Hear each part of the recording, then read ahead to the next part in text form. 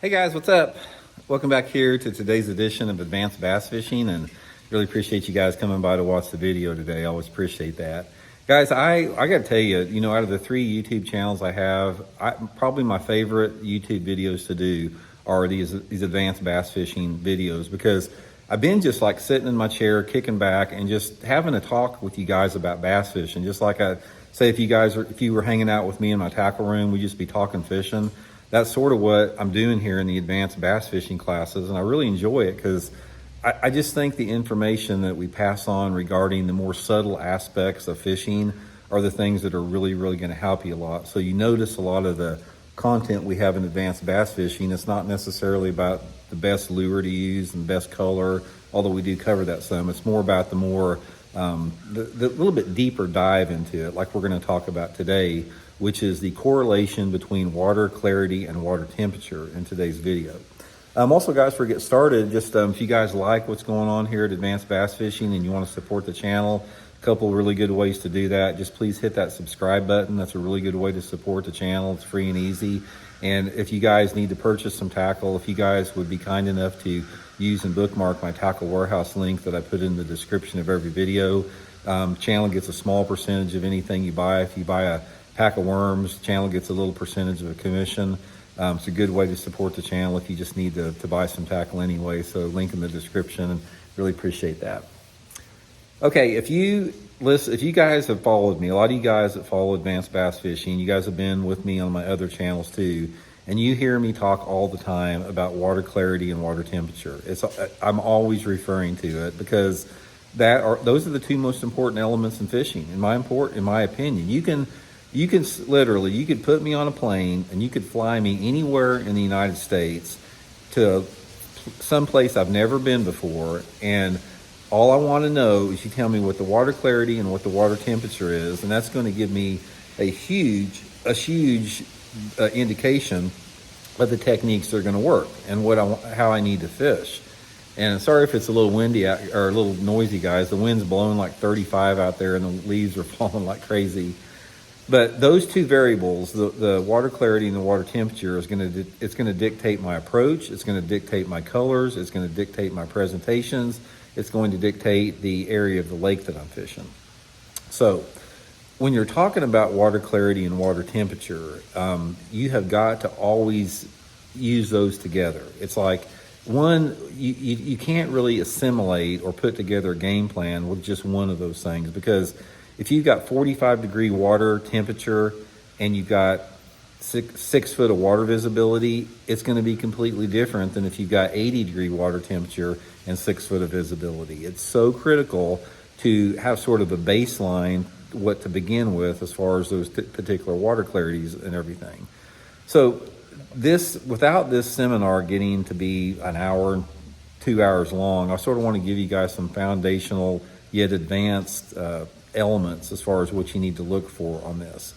Now, you don't really want to think in terms of different months of the year, because a lot of the approach that I'll use in fishing, sometimes it'll be like spawn, pre-spawn, summer patterns, all that type of stuff. You don't really want to limit this to that type of identification, because it's more about the water temperature and what the mood and the personality of the bass do depending upon that. Because let me give you guys an example. It's like if we're fishing your favorite lake and it's March, and say the water temperature is 57 degrees and the water visibility is 4 feet.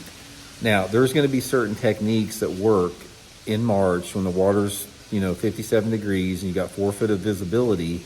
But at the same time, a lot of those techniques that you're going to use will again work back in the fall time when you have the same thing, because a lot of times during different periods of the year, you have similar water temperatures at different times of the year. And fall is a prime example of that. So when you're talking about water temperatures and water clarity, don't say that this is a April pattern, a May pattern, a September pattern, whatever that is.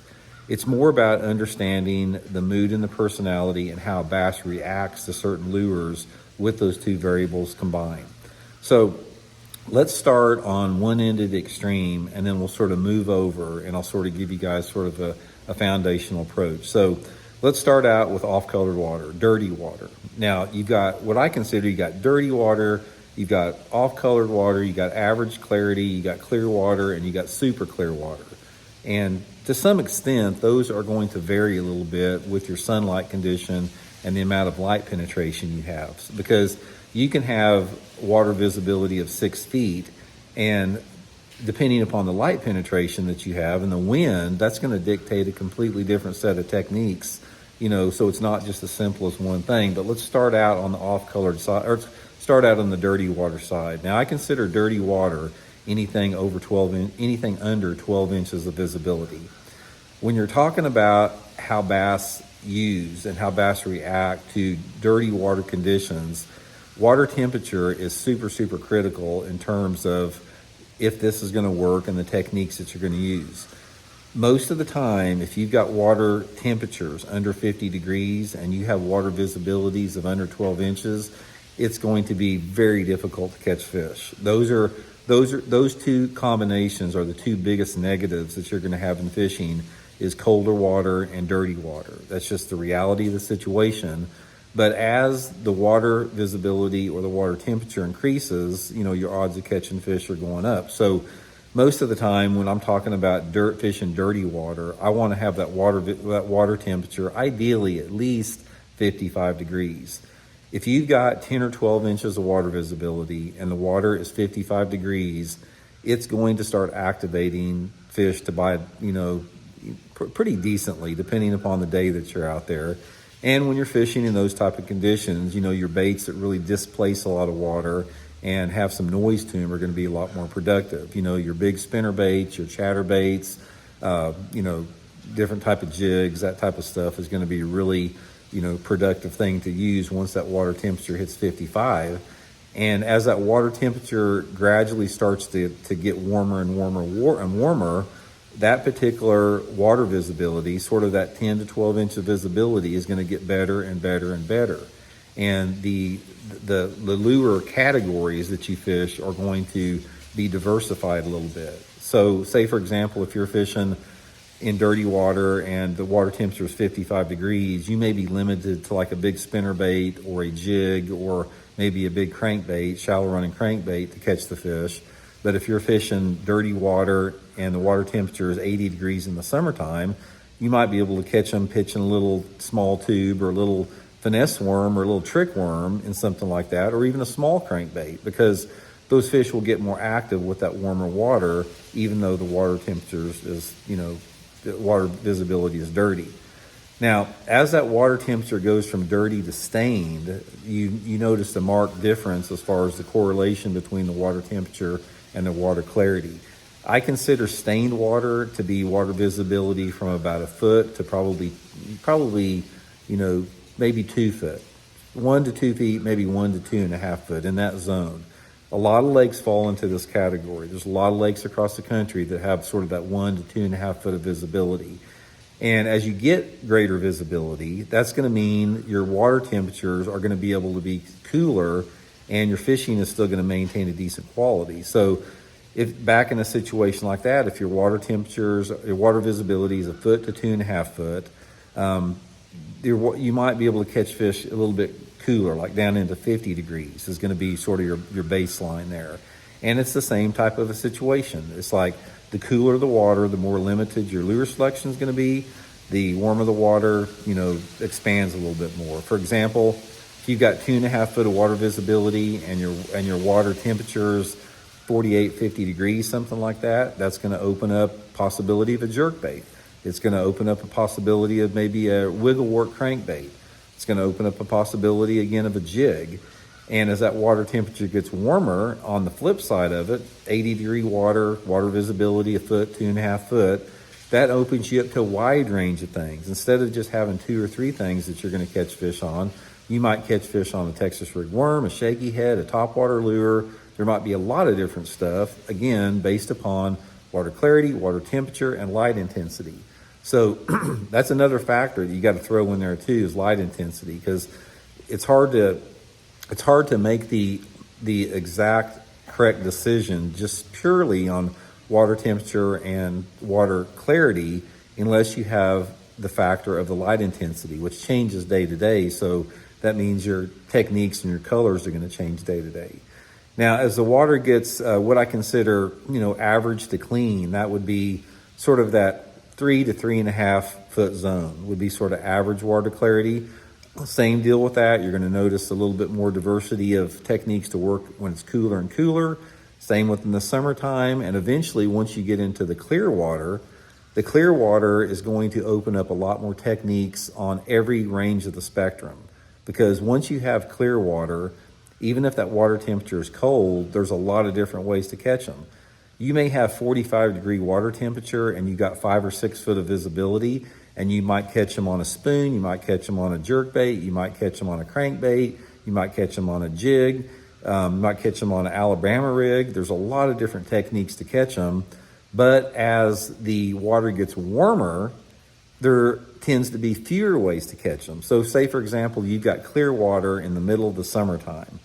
In that type of a situation, the light intensity doesn't really matter quite as much because those fish are in a summer mode. They're locked into those particular patterns. So the options that you have in clear water, hot water are going to be really limited to possibly some top water, maybe early in the morning. Night fishing is going to be better.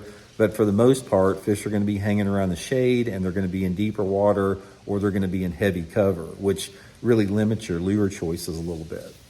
So when you're trying to determine your approach with that, really take in consideration all of those factors, those 3 factors that we talked about, and then determine not only the technique that you want to use, but the color that you want to use. The lure color has a big impact on there, as well as the lure size. Lure size, it's not as simple of like using small lures in clear water and bigger lures in dirty water to displace that dirty water, because just like I talked about in the summertime, when you're fishing dirty water in the summer, I catch a lot of fish on little bitty tiny crankbaits in dirty water in the summertime. But if I would throw that same crankbait in dirty water in March when the water was cold, I'd probably never catch a fish. So that's what you have to understand about the mood and the personality of the bass that we talk about a lot. And the things that determine the size of the lure that the fish prefer and the color of the lure, it works in conjunction with the water clarity and the water temperature, along with other elements such as wind, such as the type of lake you're fishing, as far as the overall size of the fish, again, the light intensity with that, the time of day, the barometric pressure, wind direction, post-frontal, pre-frontal, a lot of different variables to consider.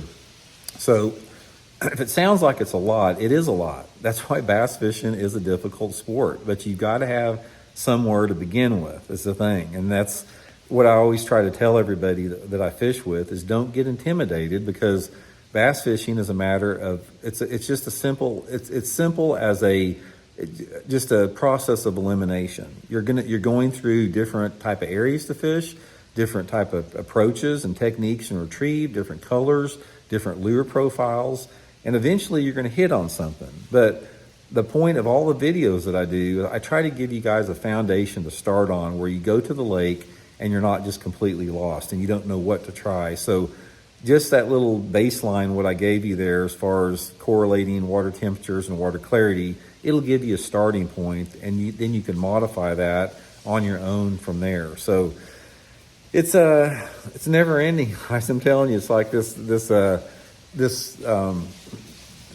challenge of catching bass day in and day out, year after year. That's what makes it so great, because it's never the same. It's like you can catch fish one year under a certain set of conditions, and you can come back the next year and have almost the exact set of conditions, and those fish are nowhere to be found. Let me give you guys a prime example. I was fishing last year at Lake of the Ozarks. It was an October tournament I was fishing, and I was catching a ton of fish on a little crankbait, reeling it along the sides of some shallow docks. And I went back there in another tournament this year. It was the same conditions. It was like water temperature was the same, water clarity was the same time of year, everything was the same, and I couldn't get a bite on them. I fished all those same areas this year that I did last year, and there were no fish on them. So even though conditions can be the same, those fish use different places every year, and they change from the slightest little difference, because the only difference, and that's what I was trying to figure out, why those fish weren't on the crankbait on those docks this year.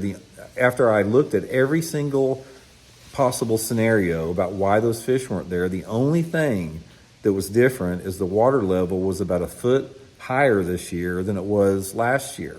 And in my opinion, that's what made all the difference. There's something about that 1 foot variation in water level that made those fish not use that particular piece of cover. And that's what it is for any other type of fish. And you have to figure out what the fish want that particular day that you're out there, and adjust to the conditions, stay open-minded, experiment, use your creativity, and that's how you're gonna have a lot of success in fishing. So anyway, I hope it helps out, guys. We'll talk later.